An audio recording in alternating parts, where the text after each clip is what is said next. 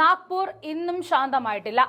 RSSന്റെ ആസ്ഥാനം സ്ഥിതി ചെയ്യുന്ന മഹാരാഷ്ട്രയിൽ മുംബൈ കഴിഞ്ഞാൽ ഏറ്റവും അധികം ജനസഞ്ചയമുള്ള നാഗ്പൂർ കലാപത്തിന്റെ ഭീതിയിലൂടെയാണ് ഇന്നും കടന്നുപോകുന്നത്. മഹാരാഷ്ട്ര സംസ്ഥാനത്തെ ഔറംഗാബാദ് ജില്ലയിലെ ഗുൽദാബാദിലുള്ള മുഗൾ ചക്രവർത്തി ഔറംഗസേബിന്റെ ഖബർ നീക്കം ചെയ്യണമെന്ന തീവ്ര ഹിന്ദുത്വ ശക്തികളുടെ ആവശ്യമാണ് തിങ്കളാഴ്ച നാഗ്പൂരിനെ കലാപത്തിലേക്ക് നയിച്ചത്. നാഗ്പൂർ നഗരത്തിൽ പലയിടങ്ങളിലായിട്ടും പൊട്ടിപ്പുറപ്പെട്ട കലാപം ആസൂത്രിതമാണെന്ന ആരോപണം മുഖ്യമന്ത്രി ദേവേന്ദ്ര ഫഡ്നാവിസ് തന്നെ സംസ്ഥാന നിയമസഭയിൽ ഉന്നയിക്കുകയുണ്ടായി.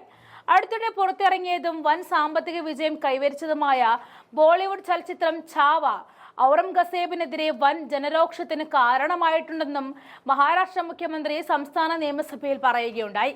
ഛത്രപതി ശിവജി മഹാരാജിന്റെയും അദ്ദേഹത്തിന്റെ പുത്രനും പിൻഗാമിയുമായ സംഭാജി മഹാരാജിന്റെയും അനുസ്മരണ ദിനങ്ങൾ, റംസാൻ ആചരണം എന്നിവയോടനുബന്ധിച്ച് ഔറംഗസേബിന്റെ ഖബർ നീക്കം ചെയ്യണമെന്ന ആവശ്യം ശക്തിയാർജിക്കുക സമീപകാല പ്രതിഭാസങ്ങളിലൊന്നാണ്. കേന്ദ്രത്തിൽ BJPയും മോദിയും അധികാരത്തിൽ വന്നതോടെ തീവ്ര ഹിന്ദുത്വ ശക്തികൾക്കിടയിൽ ഈ ആവശ്യം ശക്തി പ്രാപിക്കുകയും അത് മഹാരാഷ്ട്രയിൽ വർഗീയ സംഘർഷത്തിൽ രൂപം കൈവരിക്കുകയും ചെയ്തിരുന്നു.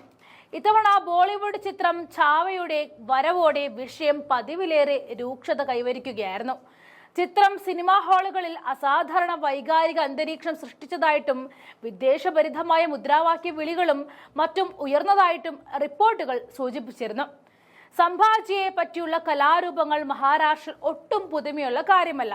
The Naxal story, Swatantraveer Savarkar, JNU, Jahangir national university, the Sabarmati report, Samrat Prithviraj എന്നിവയുടെ പിന്തുടർച്ചയാണ് ഛാവ എന്ന ആരോപണം ഉയർന്നു വരികയാണ്.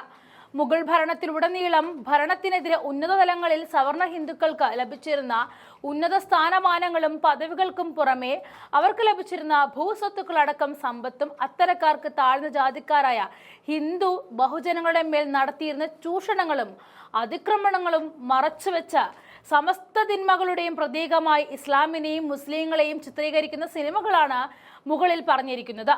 ഹിന്ദുക്കളായ രജപുത്രന്മാരുടെ പിന്തുണയോടെയാണ് ഔറംഗസേബ് അധികാരം കൈയാളിയതെന്നും അയാളുടെ ഉന്നത സൈനിക സിവിൽ ഉദ്യോഗസ്ഥന്മാരായ മൻസാദാർമാർ 33%-ലധികവും നിരവധി ദിവാൻമാരും സവർണ ഹിന്ദുക്കളായിരുന്നുവെന്നതും ഛാവ മറച്ചുവെക്കുന്നുണ്ട്. ശിവജിയുടെയും സംഭാജിയുടെയും സൈനിക മേധാവികളിലും ഉന്നത ഉദ്യോഗസ്ഥരിലും വിശ്വസ്തരായ നിരവധി മുസ്ലിങ്ങൾ ഉണ്ടായിരുന്നുവെന്ന വസ്തുതയും ഛാവ സൗകര്യപൂർവ്വം വിസ്മരിക്കുന്നു. ശിവജിയും സംഭാജിയും അന്നത്തെ പാഷാമാരടക്കം ബ്രാഹ്മണ സവർണ ഹിന്ദു രാജാക്കന്മാരുമായി നടത്തിയ യുദ്ധങ്ങളും പുലർത്തിയിരുന്ന ശത്രുതയും ചലച്ചിത്രത്തിൽ പരാമർശിക്കുന്നേയില്ല.